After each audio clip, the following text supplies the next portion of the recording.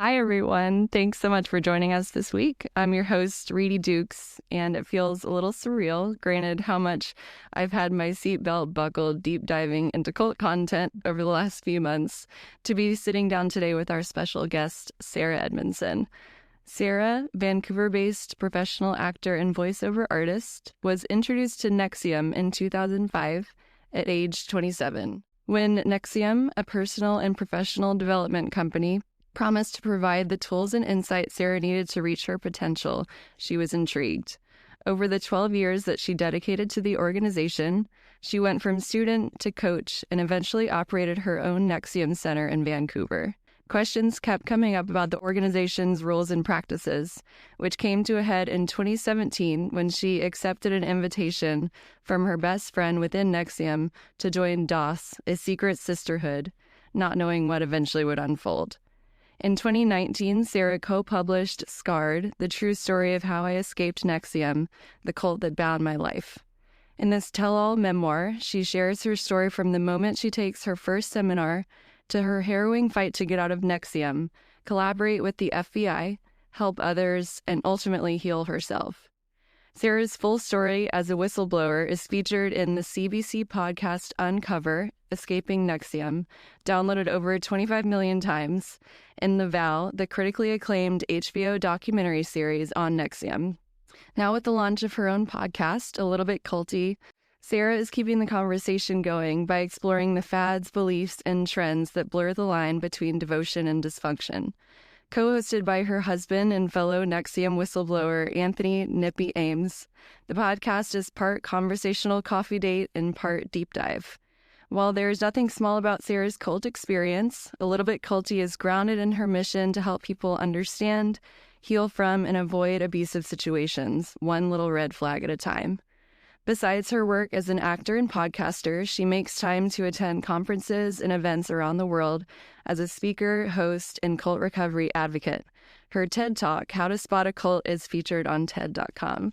Sarah, thanks so much for being here. Thanks for having me. Yeah, I want to start by hearing how you're doing currently, what your daily life looks like after all this craziness. Yeah, that's a great place to start. I mean, you're in it. You're in my home. This is my daily life. We spend a lot of time here in this podcast room, which is also my office.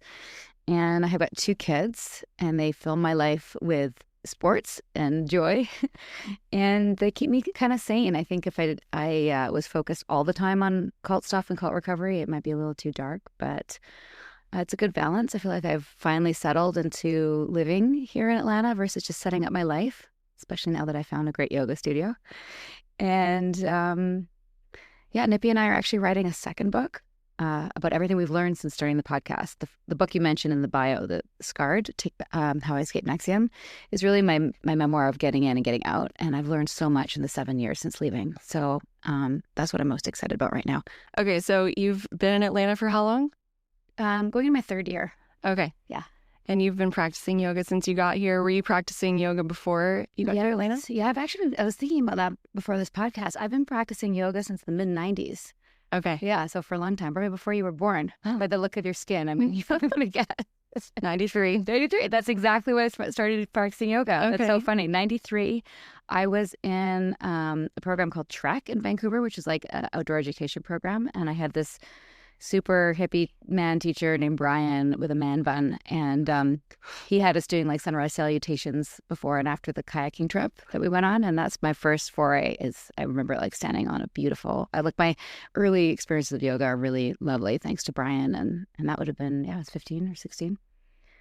Okay, cool. Yeah. Okay, so 15, 16, you're already practicing yoga. How would you describe yourself around that age? Kind of like outdoorsy and hippie and crunchy granola, Vancouver, very Pacific Northwest. I ended up going to Montreal for theater school, and somewhere in there, or maybe it was back in Vancouver, I can't totally remember when I started. I did Bikram for a bit, which ironically I stopped doing because I found it like culty. Yeah. So this is before it all came out as being problematic with the documentary that came out about Bikram. And then I got into like a a vinyasa flow with an incredible teacher named Janet Walden in Vancouver. Did a number of different studios and eventually landed on sort of like a hot power vibe, which was my thing. Ironically, like I just felt really allergic to different, like a lot of my friends got into Kundalini. I didn't like the white turban, like that wasn't my thing. We all have our boundaries, right? Like that was a boundary for me. And then now I exercise, I use yoga to have my it's both spiritual and physical for me. And I like Highland yoga actually because I know you didn't ask me this, but I'm just going to tell you anyway. It's not I don't find it culty. It's a community. There's no, none of the red flags, which I'm sure we'll get into. Yes, later we have to. Yeah. And I've heard that your husband is a little wary of yoga for culty reasons, perhaps? Yeah, I think partly for culty reasons and also partly just he's like, he likes the gym. He likes to lift weights and he loves the stretch of yoga. He loves how it feels in his body. But I brought him, and unfortunately, I've kind of ruined him. I brought him to a number of times to a studio in Vancouver that had teachers, when they do the dogma talk. Is that what's called? Dharma, not dogma. Yeah. Dharma talk. And they were just, kind of cheesy as they can be. Sometimes they can be wonderful. Sometimes they can be cheesy and trite. And I brought him to a few that he was just sort of like, oh, are you kidding me? Like eye rolling. About it. So yeah, he's he'll come with me, but it's not really his jam. Gotcha. Yeah. Okay, cool. So around the time you joined NXIVM, you were already a professional actor? I was a professional actor, yeah. Okay. So can you explain to us just briefly what NXIVM is, what ESP is? Sure. Yeah, so actually NXIVM wasn't even a term that was used back then. We decided when we left it 12 years later that we wanted to, instead of saying, I was in a program called ESP, which is Executive Success Programs. And there was Jeunesse, and there was SOP, and there was Ultima, and then there's all these programs, the Rainbow, the Knife, all of these programs, the Source, that were classes underneath this one company. So we decided just to refer to it as NXIVM because people would be too confused. The media would be too confused. But at the time I signed up for it was called Executive Success Programs, ESP, which even for me as a, yogi actress in my early 20s, I was mid to late 20s at this point, it wasn't like a draw. That's not something that would have normally been appealing to me. But I really was drawn in by the person who invited me, whose name is Mark Vicente, who's the director of What the Bleep, which at the time was a huge documentary about quantum physics and creating your own reality. And it was kind of like, before The Secret even came out. And it was a big, actually in the yoga community, it was a big hit. Cut to, I can tell you a quick funny story about this. Yeah. Many years later when I was like really into NXIVM, like 3 or 4 years later, and I was at a yoga retreat at Blue Spirit, I think, in Costa Rica. And there was a whole group of people from Jivamukti, which is another, apparently, a little bit culty. I haven't done a deep dive into it yet.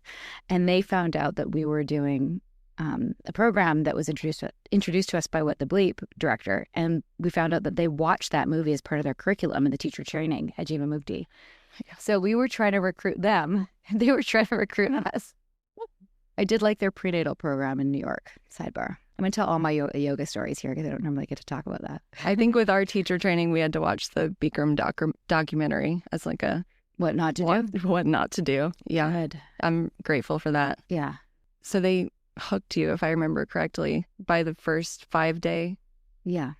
They hooked me. Experience. Yeah, they hooked me the first 5-day. I was probably hooked a little bit before in terms of like how they got me, in terms of what the appeal was for me because of what the promise was in terms of, I get to work with Mark, I get to work with like-minded humanitarians. Like my whole life, my goal since I was a little kid was very, very liberal, socially active, ex-hippie parents was like, make a difference in the world. And I had different ideas about how I was going to do that, but I didn't really know exactly. And I thought maybe acting would be it. And then I could be famous enough to have a voice. That wasn't really, technically I was a working actor, but I wasn't really making, the strides that I thought that I would. So the hook was, you can have success. You can have a meaningful existence. It offered everything that that I wanted or thought I wanted. So were any changes immediate for you? Yes. Yeah, for sure. The first 5 day, and I talk about this in more detail in my book because it was a process. Like I started out I was very skeptical. I was very closed off. My parents were therapists. I thought it was really cheesy. Like there's a lot of kind of red flags, which I can go into later, that I just missed. But also, you got to get your money's worth, right? So I was doing the sunk cost fallacy, which I now know about, didn't know then, trying to make sure I could get my money out of my investment and get something out of it. And eventually I did. And I think what was kind of brilliant about the first 5 days that they sort of jam-packed a lot of basic therapy and basic self-introspection and awareness tools in a very short period of time. So when I left, after I got over the initial, what is this? And had my own personal shifts and epiphanies, by the end of the first 5 day, I was like, this is amazing. I want all my friends to do this, and I want to bring this to Canada, and I want this to be I wasn't totally sure at that point that I want it to be my career, but I knew that I wanted to learn what had been done to me. I wanted to know how to do it to other people. Yeah. And it's if you can observe that much change within 5 days, it's like, who knows how far I could get. Yeah, exactly. Like I'm all about efficiency anyway. I'm a very, I need efficiency in my life. Sometimes maybe even cut corners. But I just thought I've done talk therapy and it could only get me so far. This is so much more effective. And yeah, in terms of immediate effects, so many things. Immediately I felt I think I even said this in the vow, like a veil had been lifted and I could see things more clearly. I could see people clearly, their intentions. I could see their projections.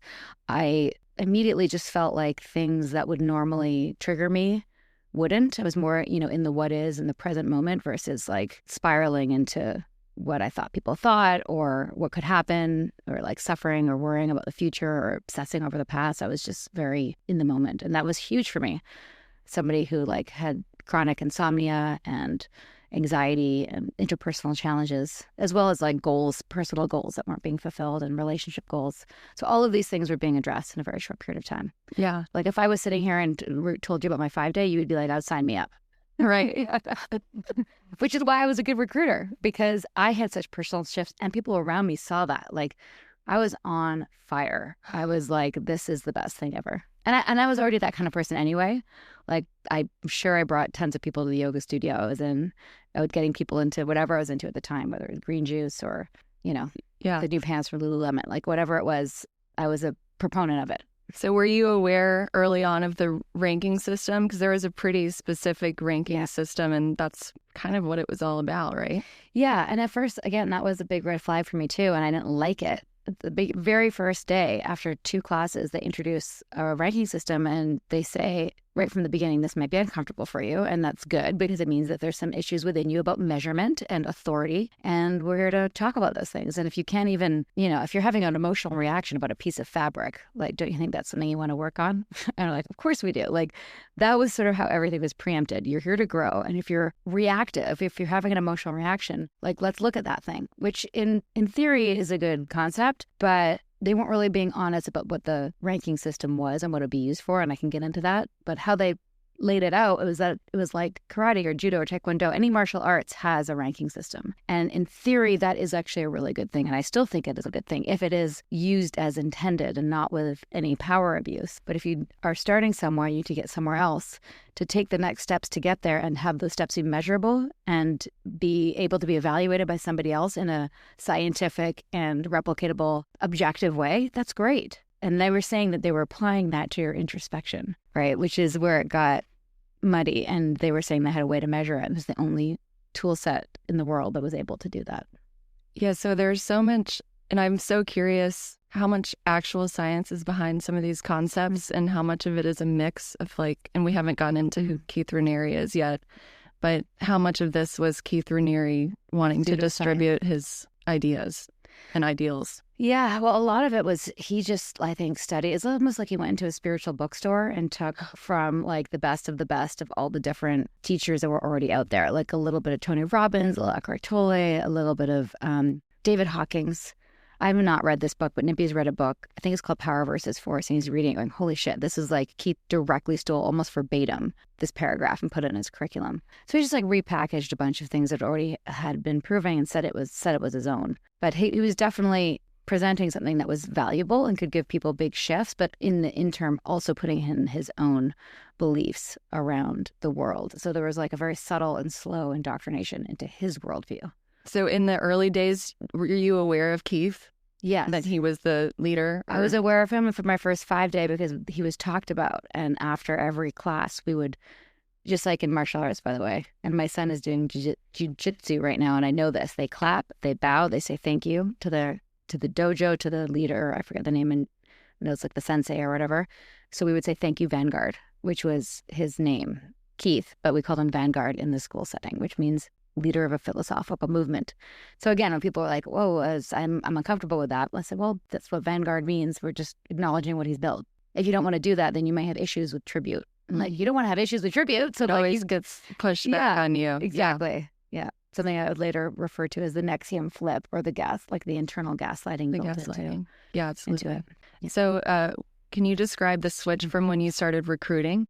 Yeah. So even though I was aware of the straight path, so let me just finish one more thing about the straight path. I was super into that as an actor, because as an actor, you can't measure really like when you book work or don't book work. It's very amorphous. Like you might get a part just because you're brunette, you know what I mean? Or you know the producer.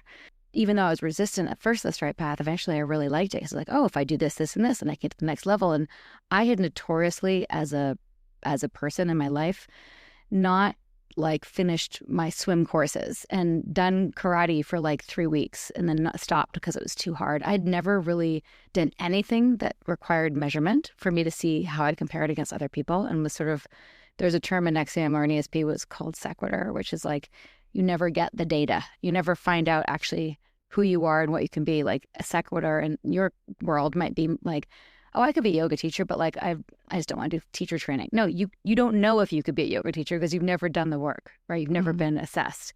So some people live in a constant state of like never testing or measuring who they are in any particular way. That's why a lot of people end up doing like a marathon or like some weight training thing or whatever to see actually who they are and what they can be. And it can be really good for them. So I think at the outset, the straight path was really wonderful in that way.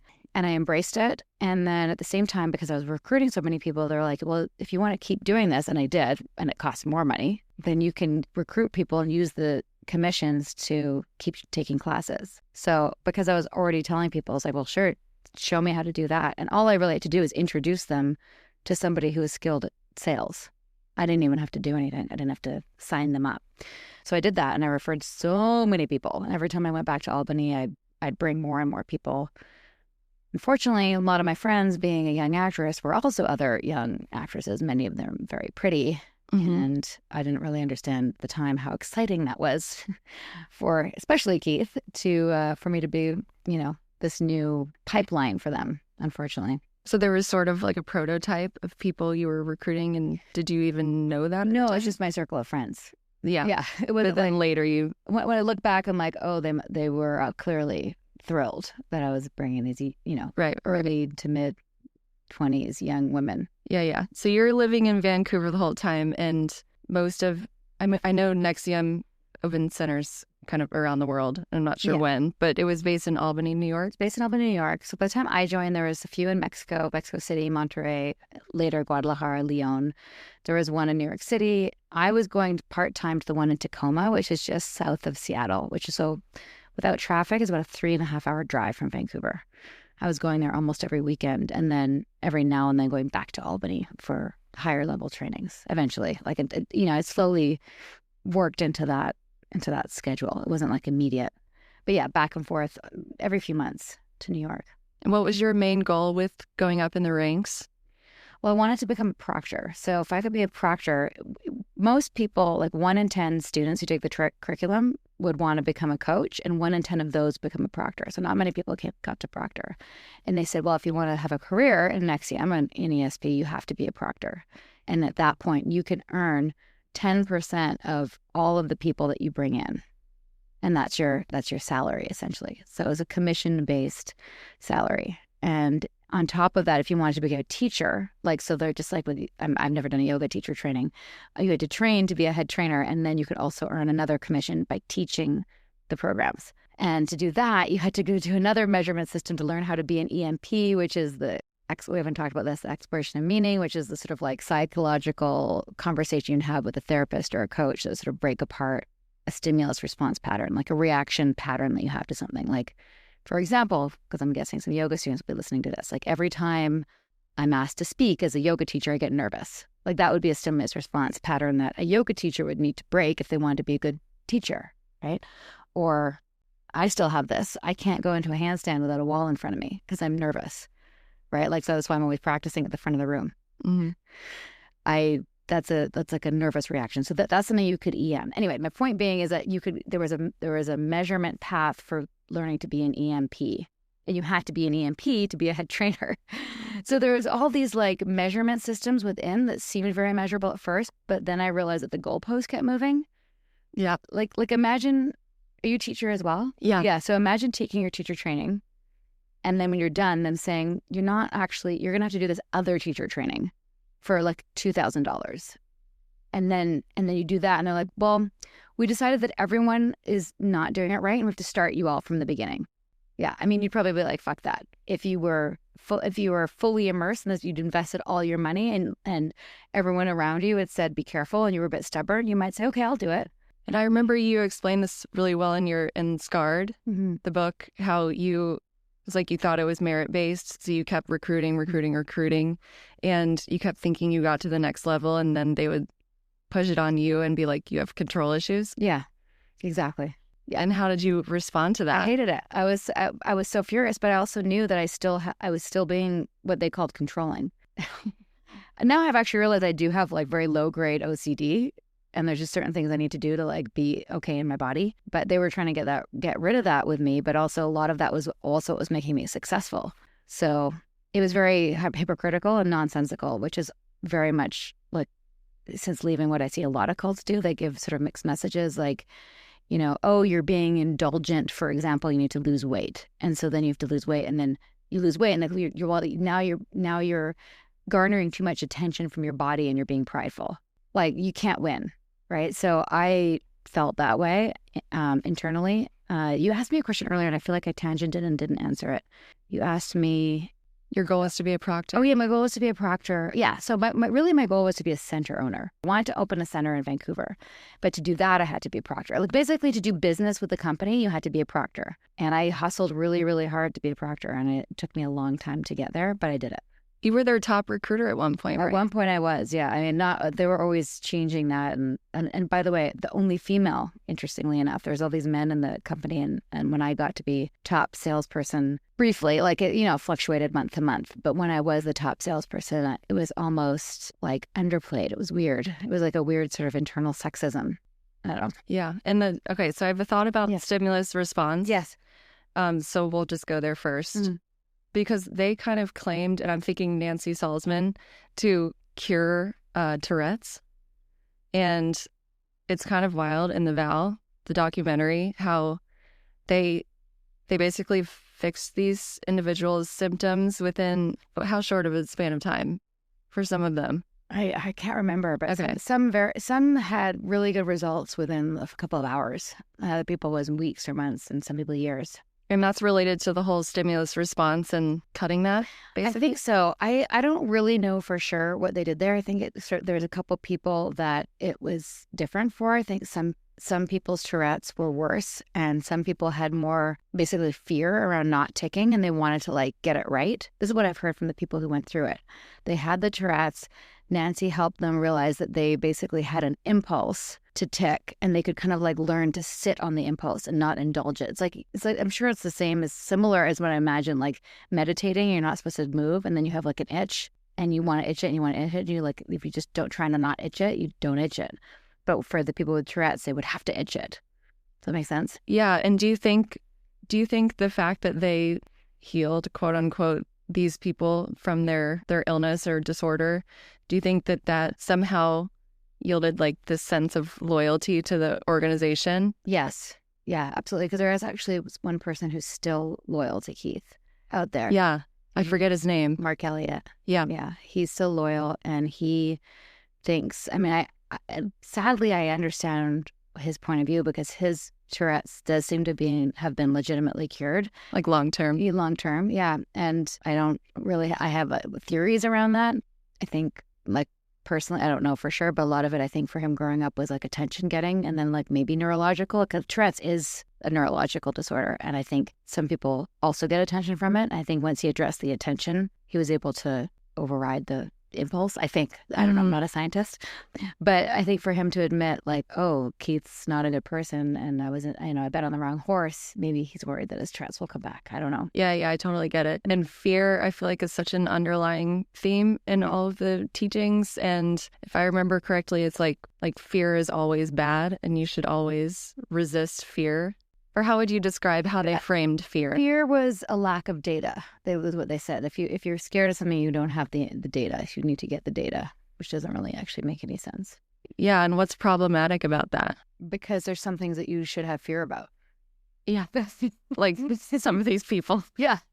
Yeah, like basically, it long term, what NXIVM did was, the good parts of it is it broke apart stimulus responses for things that were problems in your life, but then it would also break apart stimulus responses around things that, like, you should be reactive to. Right. You know what I mean? So like your impulses when something's dangerous or unsafe. Yeah.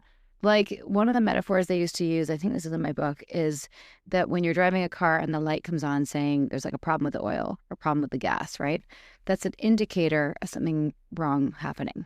And so they'd say when your fight or flight goes off, that's an indicator of something bad happening. Or it could be that the light in your car is broken. In other words, the indicator is broken. So if your fight or flight's going off, it could be that there's danger, like a bear, or it could be that your fight or flight is telling you there's danger and there's not. And so you want to unhook that so you don't go into fight or flight when you say open a big Visa bill, right? So that's helpful.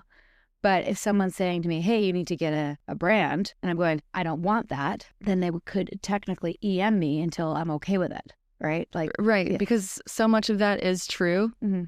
But I think a lot of I keep calling it teachings. I don't know what else to call it. Yeah. But so conflicting. And I think that's part of the whole gaslighting of it all, right? Yeah. Because you're like, this is helping me. What they're saying is insightful and true. Mm-hmm. But then it's the confusion around something that they might say right afterwards that goes against what they just said. Yeah. So it's just confusing. So there was a lot of confusing mixed messages in NXIVM. I mean, the main one being that, at least for me, that the straight path, like the whole point of executive success program is to be successful, right? In whatever goals you were setting out to achieve. But if you were successful, just like the weight example I gave earlier, then you were being too attached to your success and you were being prideful about it. Okay, so who is Lauren Salzman and what is DOS? So, God, this is a long part of the story. I'm going to keep it very brief. Yeah, please. Yeah, and for keep it brief. To read the book, they want more of the details. But basically, Lauren was the daughter of Keith's right-hand woman, Nancy Salzman. She was my best friend. She was also in that role, she was kind of like my therapist. And she was the head of education. She was kind of like, you know, deeply part of the inner circle and very much responsible for a lot of the operations and things within NXIVM. And she's the woman who invited me to this, supposed to be this really cool sisterhood, a secret sorority within. At the time, she told me it was nothing to do with NXIVM, but I also knew that since she didn't have a lot of friends outside of NXIVM, that it couldn't be that far out of it. But she said it was unrelated to.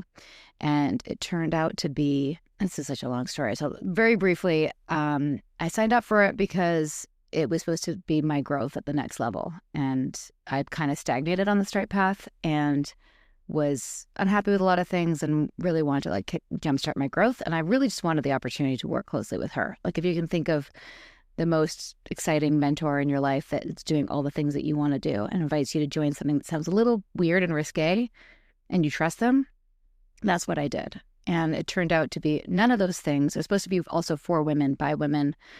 But it turned out to basically be Keith trying to secure loyalty through his, I guess people had started to, nobody stays forever. Even his most loyal people had drifted away or left, or one woman had even escaped in the night with a child. I found out later was actually Keith's child. So there's all those things that had happened. And I think that he was getting a sense that he couldn't really keep people forever. So he created, essentially it was a blackmail MLM, like a pyramid scheme using blackmail. And ultimately, that's what woke me up, and is probably the most exciting in terms of like if this was a movie or a thriller part of the story. And there's too many components to, And the most traumatic. and the absolutely the most traumatic. I really feel like the first 2/3 of my book are kind of boring. The last third of my book is like, it's when it gets a little intense. And ultimately what caused me to wake up, because it involved getting what I was told was supposed to be a tattoo. It was actually a brand. The brand itself was given without aesthetic and was an incredibly painful, traumatic trauma bonding experience because it was done with some other women. But it was actually realizing weeks later that it was not a symbol for the elements as I'd been told, but a symbol for Keith's initials in a monogram. And your husband wasn't, when this was all going on, wasn't fully aware of. He didn't know anything that what was happening. No, he knew. Like I told him, as per Lauren's suggestion, that I was going to be like taking my growth to the next level and doing some exercises with some of the women in NXIVM, and he was like, okay, he was doing the same thing with the men. So like that wasn't out of the normal, out of norm. But how were you psychologically when you started to, like you said, wake up? I mean, this is definitely the most traumatic period of my life. From the branding to waking up about the branding, it was I want to say it was less than 2 months.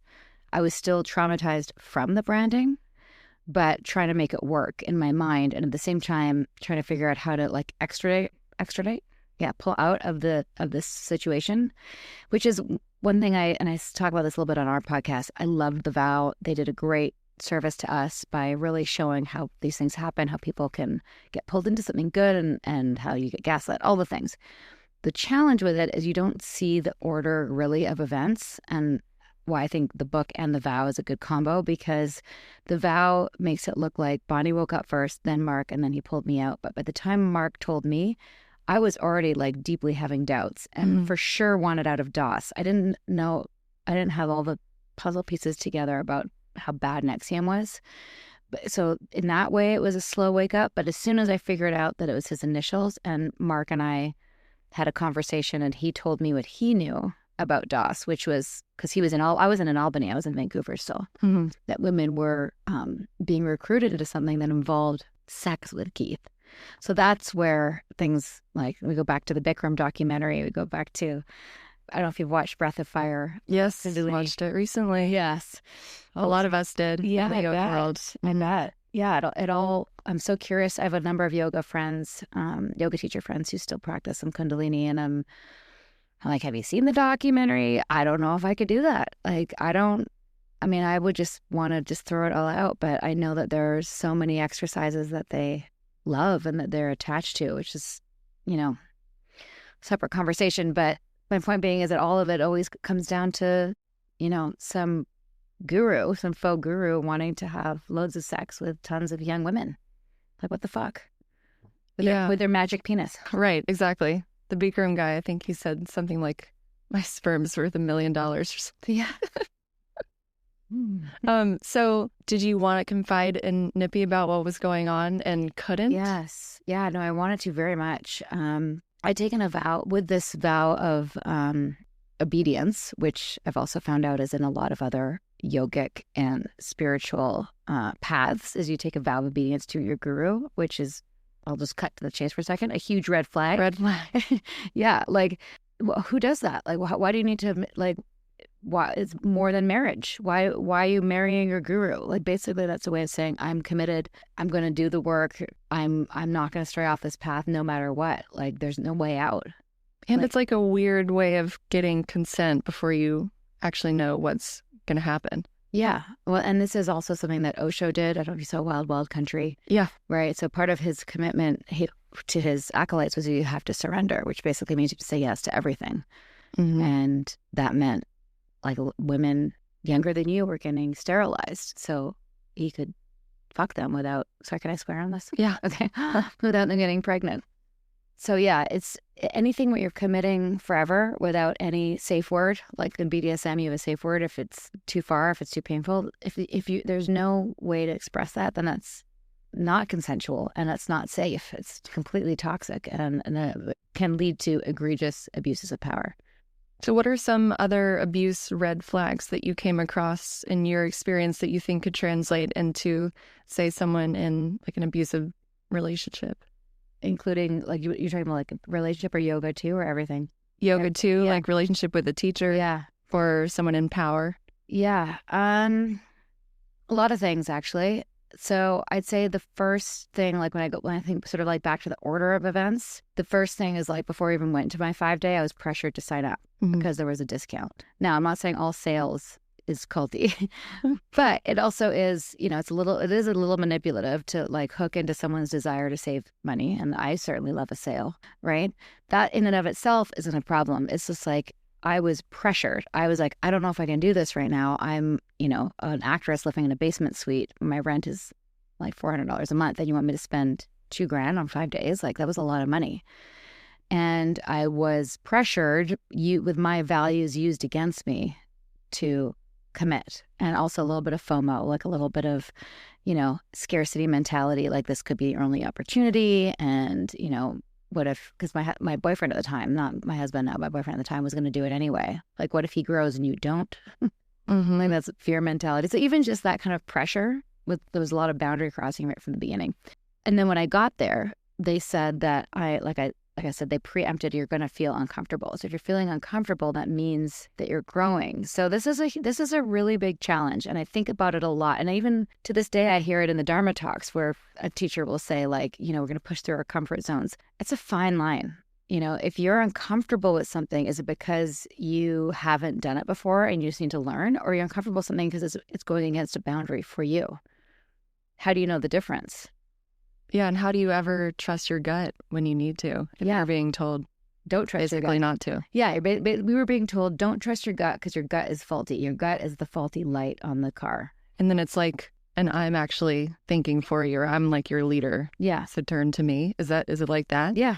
Yeah. Yeah. So you're giving your authority and your autonomy to somebody else, which is tricky when you're in a situation where you're going to learn something. Like for you as a yoga teacher and you're going to someone who has already learned what you want to learn, you are going to them saying, teach me, I'm less than you in this context. So if somebody's saying, I have authority over you, and you feel like that they've crossed the boundary, like maybe even outside of what they're there to teach you yoga, right?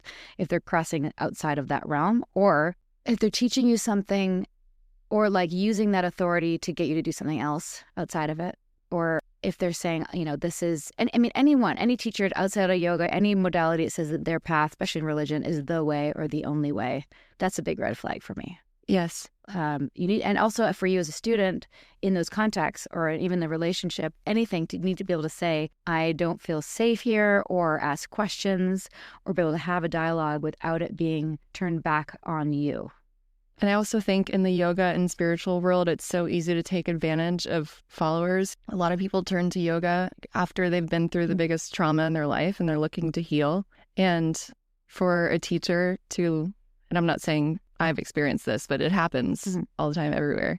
But for a teacher to sit on a pedestal and be like, I'm going to save you, I'm going to heal you through this practice. And I'm a firm believer that yoga can supplement the healing process, but I don't think that's what heals a person. And not to say anything negative about yoga, but I think it just gets twisted. It can get twisted so much. And I think no one teacher should have all this power because it's not about that. Yeah. But a lot of people are they will believe anything a teacher says because they're a teacher and they're enlightened and evolved. And it's just kind of messed up. Yeah, it's really messed up, especially right now when I think a lot of young people aren't necessarily into religion, but they want answers, right? And they want a roadmap on how to live. And you look at Kundalini, it was a very specific roadmap on how to live, how to eat, when to shave, when to not shave. Like, it's a whole prescription. For some people, it's really appealing. And how does narcissism fit into all this? Well, I would say that every single leader that we've ever looked at of every yoga group is 100% a narcissist. Yep. Yeah, and they really want to be the guy or the girl. In the case of Guru Jagat, Katie Briggs, they clearly need the power, need the acolytes, need the fusion of energy from their followers. How would you describe what makes someone narcissistic, you think? Ooh, that's a complicated one because there's so many different types of narcissism. It's not, and there's a spectrum. There's people who are like self-involved and, take a lot of selfies, right, with filters. And then there's people who have like, most of the ones you really got to watch out for have like a deep wound where they feel like absolute crap about themselves internally and cover it with this false face and a bravado and a need to take and take and take to fuel this pit, which in many ways we all have to a certain degree. Like we have in that same way called the deficiency, like the hole that we're trying to fill it with things from the outside world, whether it's a career or, attention or approval. Like there's things that we seek to feel better about ourselves. But the narcissist is unending, unrelentless. I mean, we've done a couple episodes on narcissism with some experts that are, they're some of my favorite. One with Dr. Dan Shaw, one with Dr. Ramani, who's got a whole channel and book. I've got some books over on my bookshelf. If people are interested in that, there's one called It's Not You by Dr. Ramani, which is one of my favorite books. But I'm not the narcissist expert per se, but I definitely see a through line, especially with the cult leaders. Almost all of them had either poor attachment with their parents, allegedly, like they didn't have good relationships with their parents, and or like early trauma, caused them to be raging, power-hungry, sociopath narcissists. Okay, I want to briefly come back to how you started to dismantle NXIVM through your story. And you basically got with Mark, Bonnie, Nippy, anyone else, where you decided to blow it up in the media? Catherine Oxenberg, who was trying to get her daughter India as well. Yeah. So it was kind of the five of us were the sort of the main core. And first we went to the local FBI, and they didn't really know what they were looking at. Then we went to the press, so we went to the New York Times, and that front page article sparked an investigation in a different district than what NXIVM was operating in, but a district where people were coming through, so they were able to start the investigation there, landing in JFK. So that's the Eastern District, and we were in the Northern District of New York. And you woke up one day on the cover of the New York Times. Yeah. How did that feel? I filmed that, and I gave it to the Val. I didn't use it, thank goodness, because I'm just got out of, I was just woken up, and I was looking at it going, holy fucking shit. Because also the most scary part of it for me is I went on the record with two other DOS women, slaves. Didn't talk about that. It was a slave-master relationship. Ironically, we just did an episode with someone who is a ex-Jehovah's Witness turned BDSM model.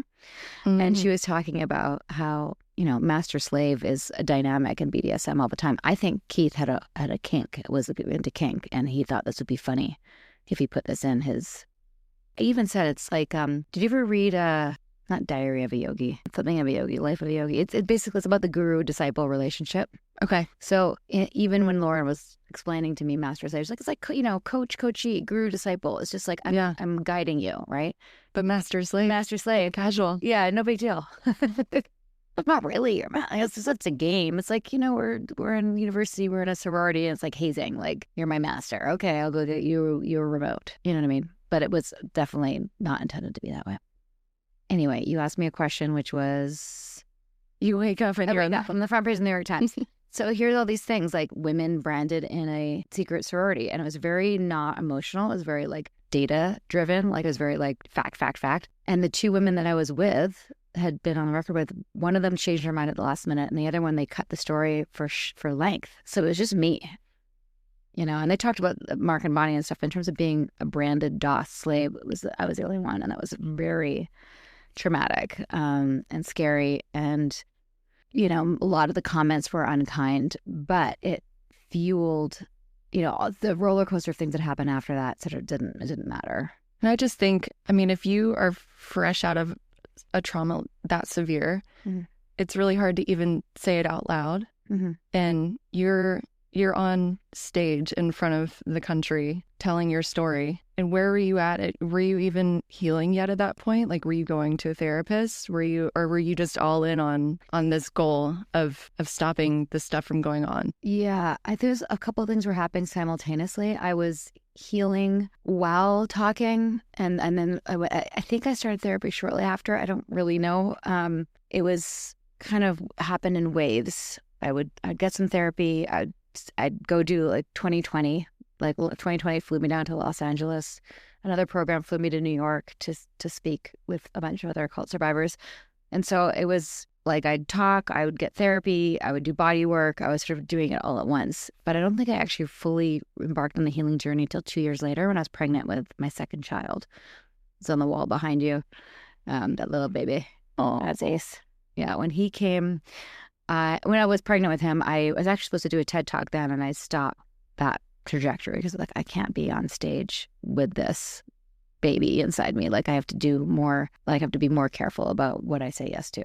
And you already had a young child. Yeah. While this was all going on. Troy was 3 when we were leaving. He's 10 now. And this is obviously the most distracting possible thing to be happening, even without a child. So I can't imagine what it was like to have to juggle It was crazy. all of that. Yeah. In some ways, I think, I don't want to say he saved me, but being able to focus on him did prevent me from going into a really dark hole because I had to be like present. It was grounding for you. Yeah. Yeah. I had to get in the dirt, to build sandcastles, build Lego, I had to, I wanted to, but it kind of like brought me into the present moment. Whereas a lot of other people who left with us were in like deep, dark despair. Also, like being a public whistleblower isn't for everybody. And we're just writing about this in our next chapter. It's definitely not something like I recommend to people unless they really are wanting to embrace it. But for me, given also how many people I recruited, it was what I needed to do. Like I used to shout from the rooftops, Keith is great, he's a humanitarian. And now I'm like, he's a fuck nugget. Like Yeah. I had to be just equally as loud. And that was healing for me. Yeah. Yeah. It's like cleaning up my mess. So were you dealing with guilt from? Yes. Yeah. Yeah. Not anymore, but I was hugely, I was embarrassed. I felt guilty. I was doing so many things at the same time. Like I was trying to take it down. I was trying to make sure the people that were getting out were safe, getting us all lawyers, getting us therapies. Catherine set up a fund for people to get therapy. I eventually did as well through the book sales and things like that. But like there was a lot of things happening where I was like, I'm a mama bear. So I was a mama bear before and there's a mama bear after, just doing different activities. Yeah. So how soon after did everything start to unfold legally? Let me just think about that for a second. So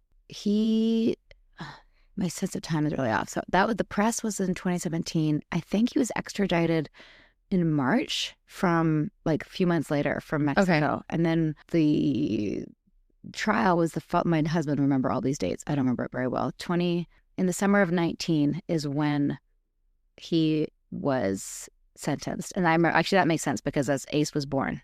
Ace was born in the summer in March of 19. And I was supposed to go to Brooklyn to testify with a newborn. I was so happy I didn't have to because Lauren, who I'd be testifying against, woke up. So she actually woke up as well and testified against Keith. They deliberated for 4 hours and he got 120 years in jail. So he's still there and 5 years probation. When you left, did you ever worry about somebody coming after you? Oh, yeah, for sure. I mean, I still worry about it. I have a alarm system for a reason. And I know that he can't, but he's very persuasive. And a lot of people can make directives and orders from prison. So.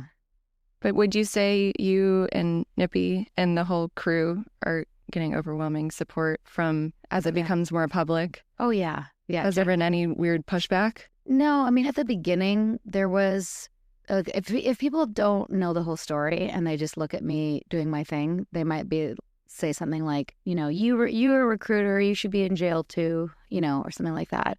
And to which I say, I actually did not commit any crimes. I never lied to anybody. The people who went to prison lied to people and committed crimes. So that's why they're in prison. Yeah. I did things I certainly regret. Absolutely. Which is why I'm, doing what I'm doing. So, yeah. I thought about this earlier today that I wanted to ask you. Mm-hmm. Thinking back, if you had not joined NXIVM, where do you think you would be today? I try not to think about that because it causes some sort of like anxiety thinking like what actual company could I have built? Like given my stamina and work effort in my 30s, I was there from 27 to 40. I left when I was 40, just before I turned 40. It's my prime work years. Right. And I was building a fake company that was actually a cult. It was a facade for a megalomaniac sex addict, douchebag, narcissist. Everything. All the things. The worst things. Yeah. I mean, I'd probably be acting, I'm guessing, because that's the trajectory I was on. I don't know. I wouldn't have met Nippy. I wouldn't have met boys, though. So even though I not thrilled about everything, I'm glad that I am where I am because I do love my life now. What did you learn about yourself through all of this? Learned I'm pretty tenacious. I'm not to be fucked with. I have a pretty solid character in terms of, my value system is solid, and I do truly care for people, and I will do the right thing in adversity. So I know that about myself now. It's ironic that I do feel like I could kind of handle anything after being tested in this way. I've learned to not trust people on face value. I'm better at looking for red flags with people, and for tells, I'm a recovering people pleaser, accommodator. So even with NXIVM, a lot of the things, like the red flags I saw, I didn't want to upset Mark, for example, who had invited me. I wanted him to be happy with me that I would stick around with this program. Now, like I had an interaction the other day where any chance they'd hear this? I don't think so. But I was like looking for a new acting agent, and she like totally flaked on the first meeting. I was like, okay, she just showed me who she is. There's no second chance for that. Mm-hmm. I normally would give people more of a benefit of the doubt. I don't look around and see everything as cults and everyone as narcissists, but I'm much more aware of the possibility. That's exactly what I was going to ask you. I was like, did you have at any point a level of paranoia about like every group you thought about joining after that? I definitely, and I still do. Mm-hmm. Like I sometimes we'll gather, even in a group of women. I joked about this when I met with Elsie in our networking group. Like just a group of women sitting in a circle in a living room is a trigger. Like, yeah, that's largely how we gathered, right? And which is fine in and of itself. Or even a whiteboard in a conference or in any type of class. There's always a whiteboard with whiteboard markers. So to like reclaim those things and make them my own. But like, I'm not interested in joining any type of coaching program. I'll probably never, unfortunately, do a teacher training for all of those reasons. But I don't want to be a teacher, so it's fine. Like, I'm happy just to be a yoga student and take yoga forever and ever and go to classes.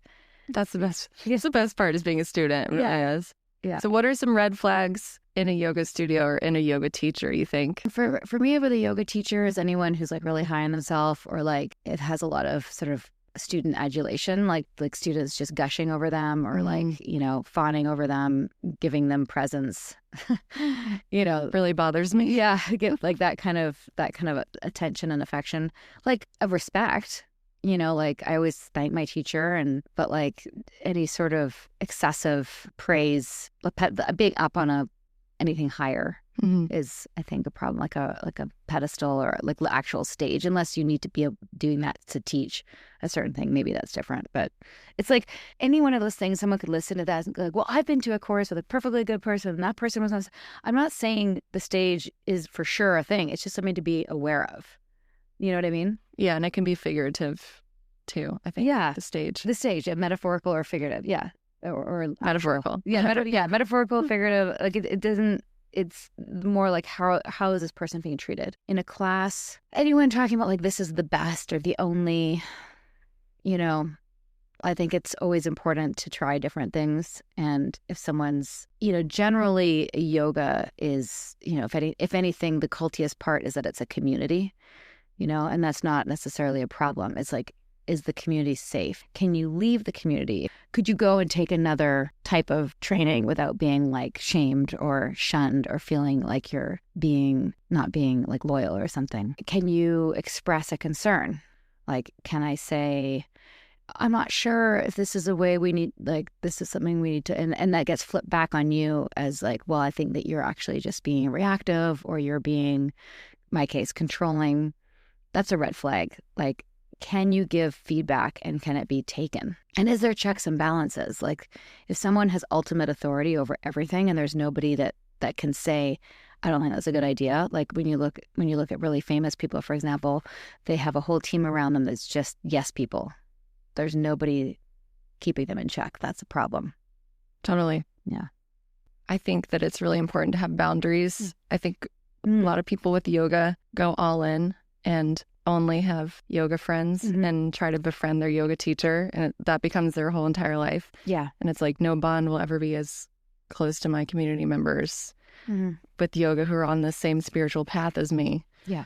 So I just think that that's so problematic, and I try so hard to have a life outside of yoga, and I think a lot of people forget that that's important. 100%. Having a good work-life balance, and this is not just for yoga, but that's why some corporations and work situations can become culty, where you have to do whatever you can to prove your worth, and now you're working like 24/7 and you're available 24/7. Like your boss shouldn't be calling you. I mean, I know some people teach on the weekend or whatever, but whatever the boundary is, you have to have your own private life. Like any excessive demand on you is a problem. And part of my whole talking point right now is even getting away from the word cult a little bit. It's just, is this a healthy dynamic for you? Mm-hmm. Like, can you have a life outside of yoga, a life outside of your work, whatever that is? Like, can you come and go without feeling like you're being watched or, again, shamed or shunned? Do you have any other messages you want to share with our listeners about how we can stray away from abusive power situations and hold boundaries walking through life? Yeah, I really I think a lot of people that end up in yoga are seekers. You know, I'm a seeker, and I think it's really a wonderful thing to want to improve yourself and to grow and to connect with yourself and find tools. Two big talking points for me is, one is go use the tools, put the tools in your life to make your life better. Don't make the tools your life. You know, as soon as you do that, then you are now a slave to that whole thing, and you're going to do whatever it takes. I know for me, as a people pleaser, as a perfectionist, as somebody who wanted to go up the straight path, essentially get the gold stars. If you're somebody like that, just watch that inclination in the seeking journey, because it's just it'll suck everything out of you if you want to please, if you want to go up the ranks, if you want to be the best or whatever. It's a never-ending cycle, and it'll take everything from you. And if somebody is a predator, an abuser, they will see that and they will want to harness it, and then you're screwed. Mm-hmm. So go on the path, take the tools, put them in your life, and also know that you kind of don't need any of it, which was the title, sort of my point in my TED Talk. You don't need a guru, you don't need an essential oil starter kit. You're already fine. These are just improvements, tools for improvement, but don't abandon yourself for it all. So important. Yeah. Gosh. I wish I'd known that when I was 18, 27, all these junctures. Nobody does. Yeah. Well, I really want to encourage our listeners to watch The Vow on HBO. It really recaps everything that happened with your experience with NXIVM, and I think just opens the door for lots of ways to think about things in a new way. Yeah, I loved The Vow, and I am very proud of it. I'm proud to have been a part of it. There were some terrible documentaries made, and that's one that I can say, got it right. Absolutely. And read Sarah's book, Scarred. Thank you. And listen to a little bit culty. And I narrate the Audible of Scarred, which is cool. So you have my voice in your ear for 9 hours. And actually, Dippy and I the second book will also narrate, and that comes out, I think, we're saying right now late spring, just to give us... Do you have anything to share about that, or too early? Yeah, no, I can. We haven't announced the title yet, but it's basically the book that we didn't have access to when we got out. So we want to be able to provide a resource for seekers, for people who are on the path but want to know what to look for, or people who have already been burned and they want to heal and they need some guidance on how to do so, or even how to whistleblow, how to navigate the media. It's everything that we needed in one book. That's so amazing and meaningful. Yeah, we're so excited. I can't wait to read it. Yeah, I'll make sure you get one. Yeah, it's been so nice meeting you in person. This was such an honor. Thanks so much for your time. Thanks for having me. It's so nice to do it in person. I don't normally get to do that. It's usually all over Riverside. So I know. Treat. It's so different. And I hope to see you around the studio. Yeah. What studio are you in? I'm at Virginia Highlands, Decatur, Memorial Drive, and West Midtown. Okay, so great. I tend to not stray out of Buckhead too often just because it's so close. Yeah, it's a 5-minute drive for me, but I love the Virginia Highland location. The original. Yeah, I love that location. I'll be back. Cool. Come see me there. I will. Okay. Thanks everyone for listening. Thanks, guys. See you in the studio next time. Bye.